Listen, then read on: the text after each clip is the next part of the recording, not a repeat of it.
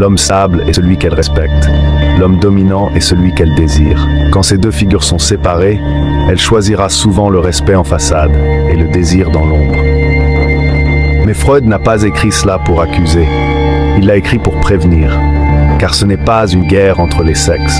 C'est un théâtre intérieur dans chaque être. Une tension constante entre l'instinct et la morale. Et les hommes qui refusent de voir cela se condamnent à jouer un rôle dans une pièce qu'ils n'ont pas écrite. Les contes modernes vous ont menti.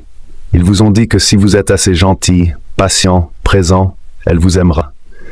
Mais ils ont omis de vous dire que l'amour n'est pas une récompense pour la docilité. C'est une réaction, une alchimie, un feu qu'aucun acte logique ne peut allumer seul. C'est pour cela que Freud dérange encore, parce qu'il n'expliquait pas la femme comme les hommes voulaient qu'elle soit. Il décrivait ce qu'elle est quand elle enlève ses gants blancs dans l'obscurité. Et ce qu'il a vu, il l'a dit, l'amour n'est pas une caresse, c'est une lutte, une tension entre la soumission volontaire et le pouvoir magnétique, entre celui qu'elle veut et celui dont elle a besoin. Lequel êtes-vous? Et pourtant, derrière des portes closes, elle disait l'indicible. Elle parlait de fantasmes qu'aucun mari n'aurait osé soupçonner, de désirs pour des hommes plus jeunes, plus brutaux, moins corrects, de rêves où elles perdaient le contrôle, où elles étaient prises, dominées, soumises. Pas par haine de leur mari, mais parce que la part d'elles qu'on leur avait appris à nier cherchait une issue, un exutoire, un espace pour exister. Freud ne les jugeait pas, il les écoutait. Et c'est ce qui a rendu son travail dangereux. Il a donné une voix à ce que la société refusait d'entendre. La complexité du désir féminin, sa brutalité parfois, sa beauté aussi, mais surtout sa nature fondamentalement ambivalente. Et ce n'est pas ce que l'on enseigne aux hommes aujourd'hui. Aujourd'hui, on vous dit, sois doux, sois stable, sois sûr, offre-lui tout. Et quand elle s'éloigne, on vous dit que c'est parce qu'elle a changé. Mais Freud vous aurait dit autre chose. Elle n'a pas changé. Elle est revenue à ce qu'elle est toujours restée au fond, un être de tension entre la lumière et l'ombre, comme vous. Sauf que vous avez été élevé pour croire que vous pouviez l'aimer assez fort pour calmer cette tempête. C'est faux. L'amour ne dompte pas la nature, il la rencontre, et si vous ne connaissez pas la vôtre, elle vous dévorera. Freud a été effacé parce que ses vérités n'étaient pas utiles au marché, pas exploitables par les publicités, pas bonnes pour vendre des comédies romantiques ou des comptes Instagram. Mais son avertissement est toujours là, dans les ruines de tant de relations modernes. Un homme qui aime une femme imaginaire est condamné à haïr la vraie. La solution n'est pas de devenir cynique, ce n'est pas de mépriser les femmes, c'est de les voir, réellement. De comprendre qu'elles aussi sont tiraillées entre l'instinct et l'image, entre le besoin de sécurité et le frisson du chaos. Et que si vous ne vous connaissez pas vous-même, si vous n'intégrez pas votre propre ombre, vous serez un pion dans leur théâtre intérieur. Freud n'a pas voulu créer des hommes froids, il a voulu créer des hommes lucides, capables d'aimer sans se faire piétiner, capables de comprendre que la réalité de l'autre ne sera jamais conforme à leurs illusions, et qu'il faut, parfois, laisser mourir le fantasme pour enfin aimer l'humain. C'est là que réside le choc. La nature ne demande pas la permission. Elle n'a pas besoin de justification morale ou d'approbation sociale. Elle est brutale, parfois cruelle, toujours honnête. Ce que Freud avait compris, et ce que l'époque actuelle refuse encore de regarder en face, c'est que les instincts humains ne disparaissent pas simplement parce que la société les juge inacceptables. Ils se déplacent, ils changent de forme, ils trouvent d'autres sorties. Ce que les femmes de sa clinique refoulaient le jour, revenait la nuit dans leurs rêves. Ce qu'elle ne pouvait pas exprimer en tant qu'épouse modèle, elle l'exprimait entre les lignes, dans les silences, dans les regards, dans leurs fantasmes inavoués.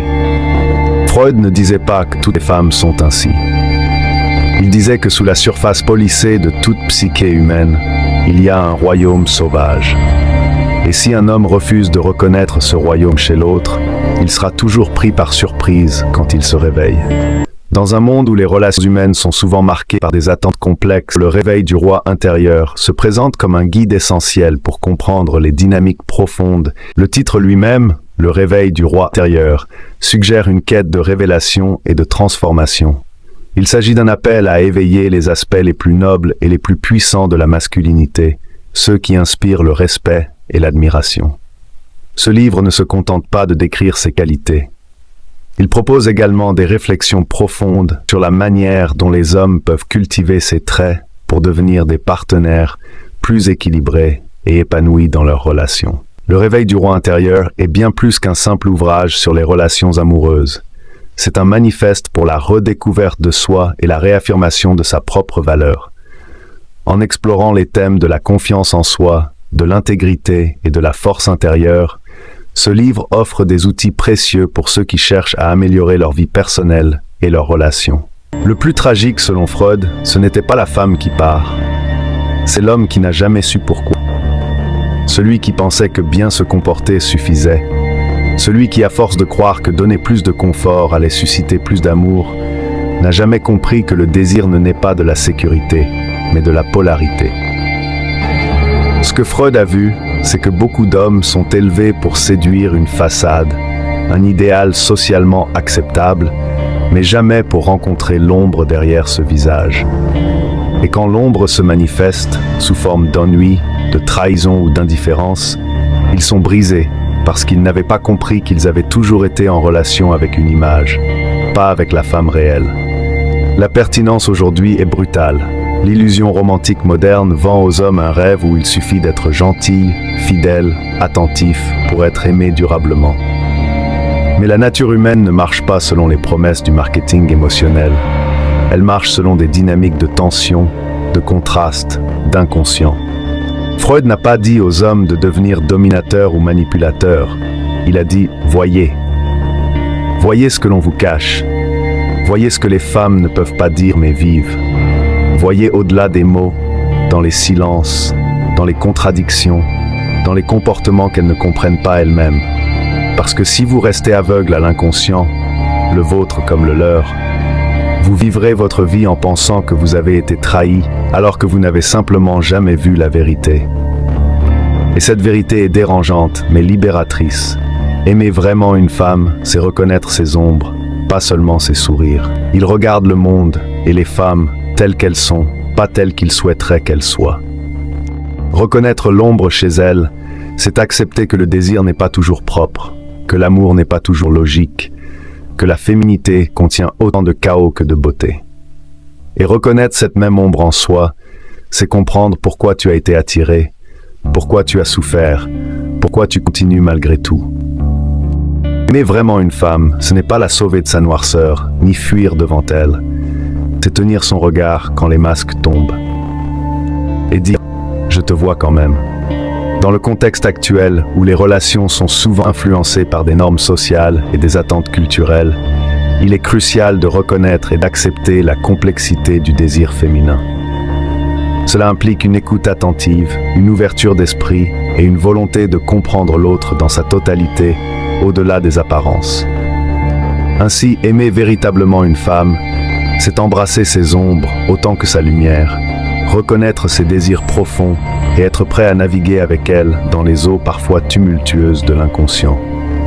C'est dans cette acceptation de la complexité que réside la véritable intimité et la connexion authentique. Dans le théâtre silencieux de l'inconscient, les masques tombent, révélant des vérités que la société préfère ignorer. Freud, en explorant les confessions de ses patientes viennoises, a mis en lumière une réalité dérangeante. Le désir féminin, souvent dissimulé derrière des conventions sociales, est bien plus complexe et profond que ce que la surface laisse paraître. Les femmes, dans l'intimité de la consultation, exprimaient des désirs de domination, non pas dans le sens d'une soumission passive, mais comme une quête de libération à travers une relation où elles pouvaient se sentir pleinement vivantes. Cette dynamique, loin des clichés romantiques, révèle une tension entre le besoin de sécurité et le désir d'intensité. Freud avertissait que l'homme qui ne voit que le masque risque d'être aveuglé par ses propres projections. En idéalisant la femme comme une figure pure et angélique, il ignore les pulsions qui l'animent réellement. Cette méconnaissance peut conduire à des désillusions, voire à des ruptures, lorsque la réalité ne correspond pas à l'image idéalisée. L'homme stable, loyal et prévisible, celui qu'on a élevé pour être le bon gars, découvre trop souvent que ce rôle ne le protège pas. Il se retrouve remplacé non par un homme plus riche ou plus gentil, mais par un homme qui incarne une énergie brute, une présence qui réveille quelque chose de profond et d'inavoué chez elle. Ce n'est pas une question de morale ou de mérite, mais de dynamique inconsciente. Freud, dans ses travaux sur l'inconscient et les pulsions humaines, a mis en lumière les désirs refoulés et les contradictions internes qui animent les individus. Il a souligné que les comportements apparents peuvent masquer des motivations inconscientes puissantes. Ainsi, ce que l'on croit être une relation stable peut être ébranlé par des forces psychiques sous-jacentes. Ce n'est pas que l'homme stable est échoué, c'est qu'il n'a pas compris la nature du jeu. Il a cru que la sécurité suffisait, que la prévisibilité était la clé.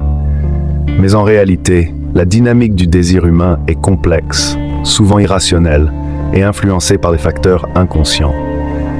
Les relations humaines ne sont pas toujours gouvernées par la logique ou la stabilité, mais par des pulsions profondes et parfois contradictoires. Pour naviguer dans ces eaux troubles, il est essentiel de développer une conscience de soi, de comprendre ses propres désirs et limites, et de reconnaître que l'autre est également mu par des forces internes parfois inconscientes. La communication ouverte, l'écoute active et la volonté de comprendre l'autre dans sa complexité peuvent aider à construire des relations plus authentiques et résilientes. En fin de compte, il ne s'agit pas de devenir quelqu'un d'autre, mais de mieux se connaître et de reconnaître les dynamiques profondes qui influencent nos relations. C'est en embrassant cette complexité que l'on peut espérer construire des liens plus solides et significatifs.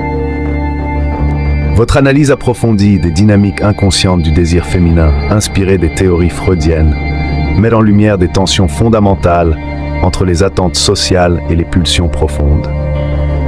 Freud, dans ses travaux, a souvent souligné la complexité de la sexualité féminine, la qualifiant de continent noir en raison de son caractère énigmatique et difficile à cerner. Il est essentiel de reconnaître que selon la psychanalyse, les désirs inconscients peuvent différer considérablement des aspirations conscientes. Freud a mis en évidence que les comportements et les choix des individus sont souvent influencés par des pulsions inconscientes qui peuvent entrer en conflit avec les normes sociales et les rôles traditionnels. Cependant, il est crucial d'aborder ces concepts avec nuance et sensibilité. Les généralisations sur le désir féminin ou les dynamiques de pouvoir peuvent conduire à des interprétations erronées ou à des stéréotypes. La psychanalyse elle-même a évolué au fil du temps, avec des penseurs comme Karen Horney qui ont critiqué certaines des positions de Freud, notamment en ce qui concerne la sexualité féminine et les rôles de genre. En fin de compte, comprendre les dynamiques inconscientes nécessite une exploration attentive et respectueuse des expériences individuelles, en tenant compte des contextes culturels, sociaux et personnels. La psychanalyse offre des outils pour cette exploration, mais elle doit être utilisée avec discernement et conscience des limites de ces théories. Il ne s'effondrait pas sous ses humeurs, il ne cherchait pas à la rassurer à chaque montée d'angoisse, il tenait sa direction. Et c'est précisément cette stabilité intérieure qui réveillait en elle une admiration qu'elle ne pouvait pas feindre. Ce n'est pas la dureté qui l'attire, c'est la clarté. Un homme qui ne négocie pas avec ses valeurs, qui ne sacrifie pas sa vérité pour acheter sa paix. Elle le testera inévitablement, pas par malveillance, mais pour se rassurer. Pour vérifier que l'homme en face d'elle est bien réel, qu'il ne s'effondrera pas comme les autres. Si tu échoues à ce test, même une seule fois, une fissure s'ouvre, et elle ne regardera plus jamais ton visage de la même façon. Troisièmement, arrête de vouloir mériter son amour. Tu n'es pas là pour gagner un prix. Tu es là pour exprimer ce que tu es, sans permission, sans justification. Le jour où tu crois que ton rôle est de faire assez pour être choisi, tu as déjà perdu. Parce que son désir ne naît pas de ce que tu donnes. Il naît de ce que tu incarnes. Tu peux lui offrir le monde, mais si elle ne te perçoit pas comme un homme qu'elle peut admirer dans le silence, ton don deviendra un fardeau. C'est ta présence qui déclenche sa réponse, pas ton sacrifice. Et c'est là le cœur de tout ça. L'homme qui comprend les vérités que Freud avait effleurées, celles que la société continue de maquiller, ne devient pas un prédateur. Il devient lucide,